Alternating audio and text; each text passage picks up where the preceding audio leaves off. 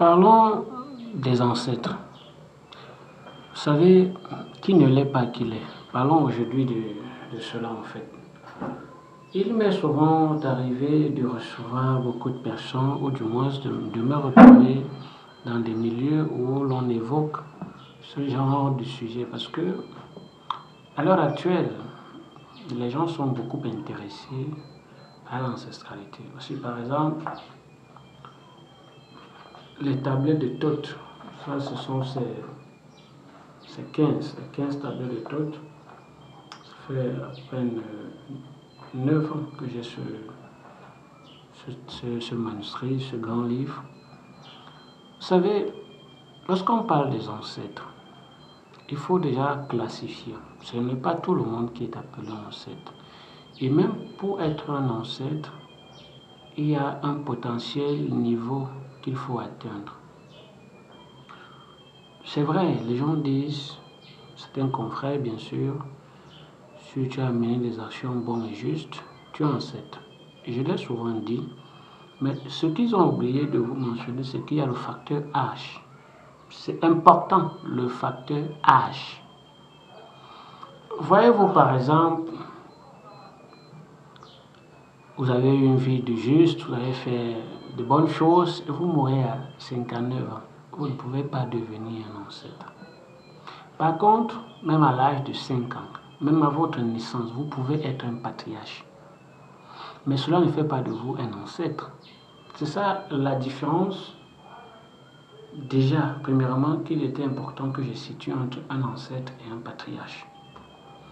On n'est pas toujours patriarche parce qu'on est vieux. Même étant jeune, on devient patriarche par sa puissance intérieure, par sa destinée, par ses missions. D'accord?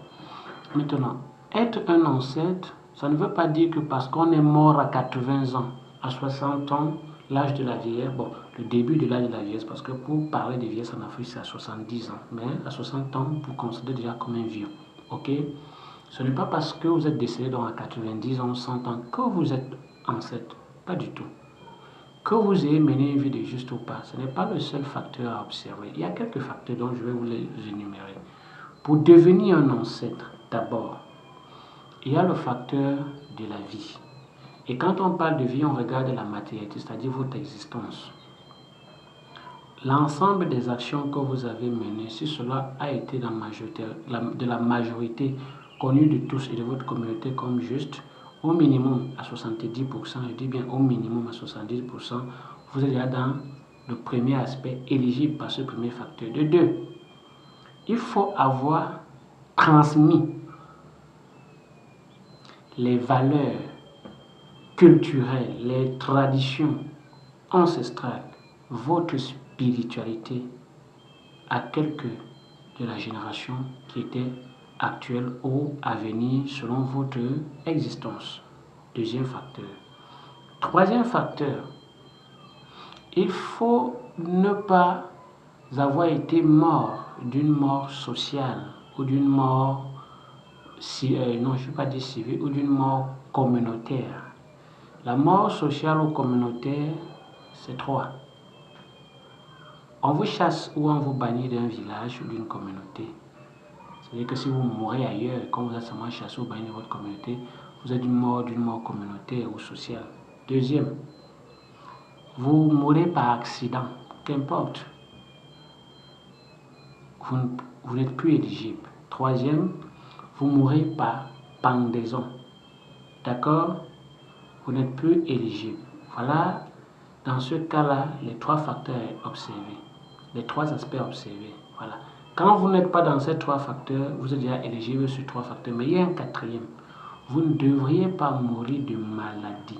Ça veut dire, ce n'est pas la maladie qui doit vous enlever sur l'existence. Même si vous étiez malade, il ne faut pas que le décès ou la cause de votre décès ait été provoqué à la suite de cette maladie. Quelqu'un peut être malade, mais il décède que ce n'est pas la maladie qui est la cause. Ça s'appelle examen mystique.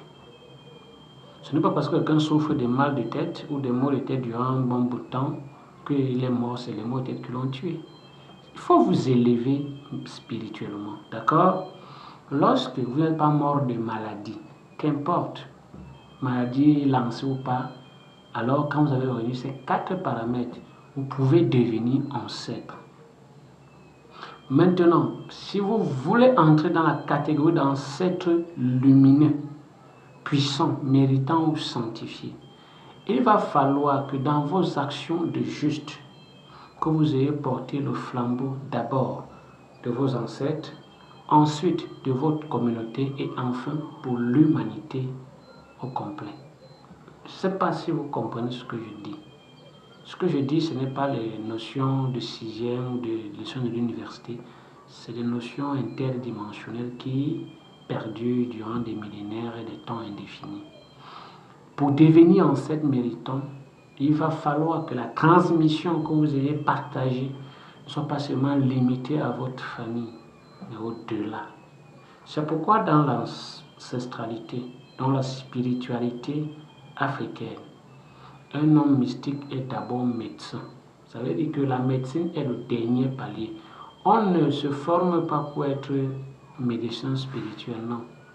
Tout homme mystique est médecin. Comprenez? Écoutez ce que je dis. Tout homme mystique est un médecin. La médecine n'est qu'un rang.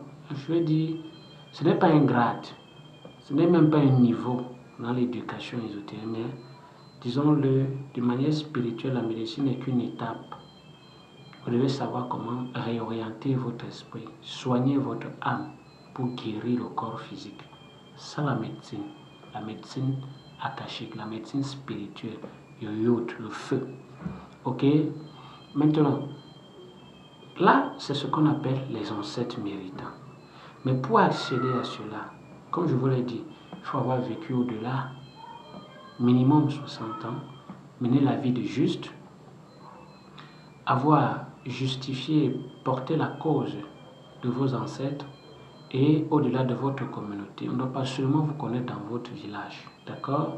Avoir rempli les 4 facteurs, n'est pas mort de maladie, n'est pas mort d'une maladie sociale, pendaison, bannissement ou encore accident de circulation, avoir transmis votre héritage et respecter la tradition.